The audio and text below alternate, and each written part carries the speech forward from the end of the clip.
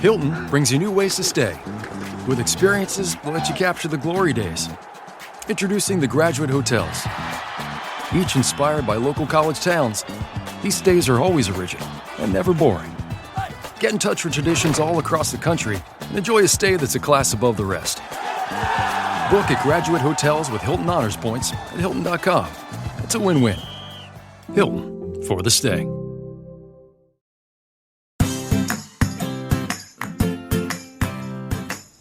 Hi, and welcome back to Realistic Sustainability. Wow, it has been a year.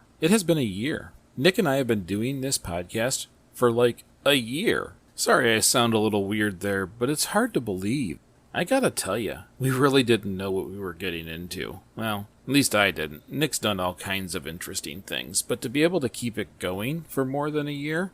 Yeah, I didn't anticipate it all. You run into a lot of things. When you're building a podcast, you have to have meetings and prepare and put effort into it because people are taking the time to listen. And after a while, that becomes really important to you. Well, to me it did. It was hard to find the time in between jobs and family to be able to find times for those meetings or research topics. Even though I went to college doesn't mean I know anything about 90% of these topics. I have to spend a lot of time researching them. But then we have to write the episodes and balance them out and make sure that we're both involved. We have to find time to record. That sometimes becomes challenging, and then you have to record more than one per day. Then you worry that maybe you're not giving the shows the kind of justice they deserve. That if you're going to take the time to listen, we need to take the time to do the work. Once that stuff is done, we still have to edit it, produce it, schedule topics, and find a way to balance that with our family and work. And it's at times a pretty challenging balance. Then, I'm a soft-hearted guy. I don't know if many people know that, but I do take a lot of things right to my heart. So negative feedback that comes through, I try to handle all of that myself because the last thing I want to do is spend all this time with Nick and with my family who's even done some shows just to create some negative feedback. And I know some of the topics can be a little sensitive, and I get that. But I want to spend time and make sure that everybody understands we always mean well. Or when we get that negative feedback, it can be challenging sometimes. But just understand, it's still appreciated because we don't learn if we don't hear other points of view. I also found that there was a tremendous amount of reward from doing a podcast. We get listener messages. I get so excited and giddy when something comes through, especially when there's like pictures of tortoises, highlighting, or personal stories about how someone has made a change and it's helped them out. That is fantastic. I also get to read the posted reviews.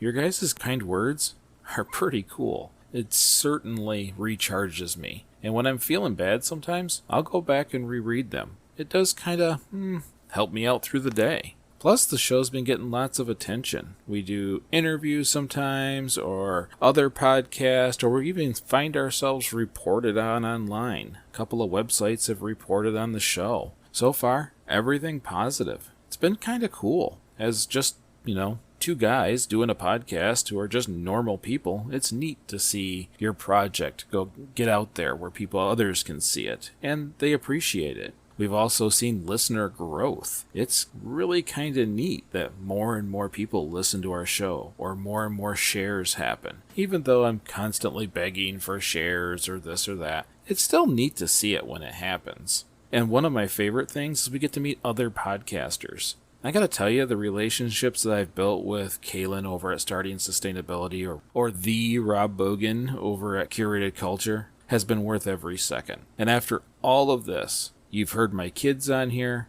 My kids think this podcast is a big, big deal. So they kind of think we're internet famous, and that's some serious dad points. I was unsure that a basic sustainability show that helped people understand the concepts that many people find are mundane in sustainability would work. But what we found is that there's an appetite out there to understand sustainability beyond the surface or beyond the rhetoric. People want to actually get better, not just say they're better.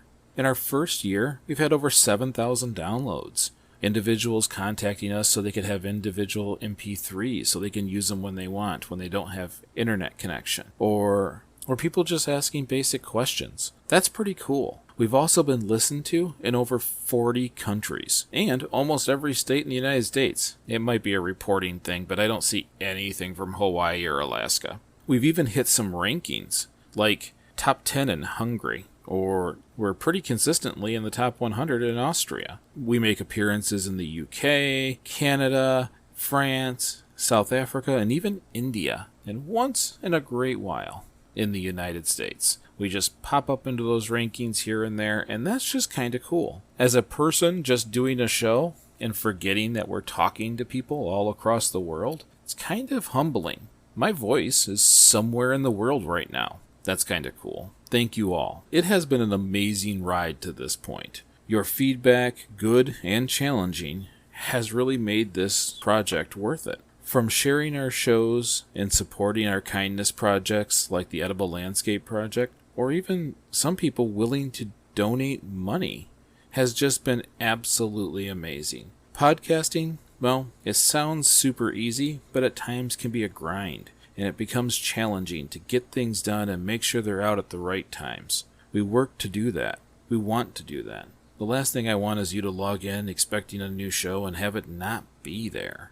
But it's those things that you do for us that really make it worth it. Your feedback, reviews, sustainers, support, it really helps maintain us through some of those mentally tough times, or when we're struggling to find the time to get the show done. We don't want to hurry it. We want to make sure that if you're taking the time to listen, you're getting something from it.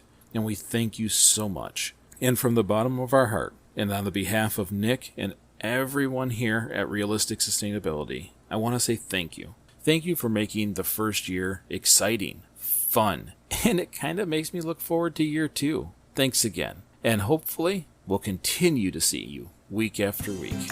Have a great week.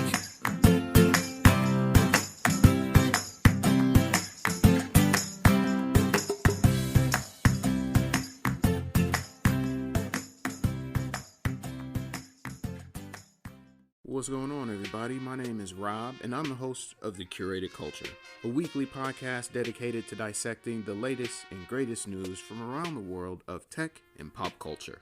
Now, we all know the internet can be a busy, noisy place, so let us calm that noise for you. Join us as we discuss the latest and greatest topics from the people and sources that matter most. Check us out every Thursday as we jump into fresh, original content, new interviews, and a host of other subjects that we know you'll find interesting. So jump into whatever your favorite podcast app is and search The Curated Culture. Make sure you subscribe to the show so you don't miss an episode. And in the meantime, we'll catch y'all on the air.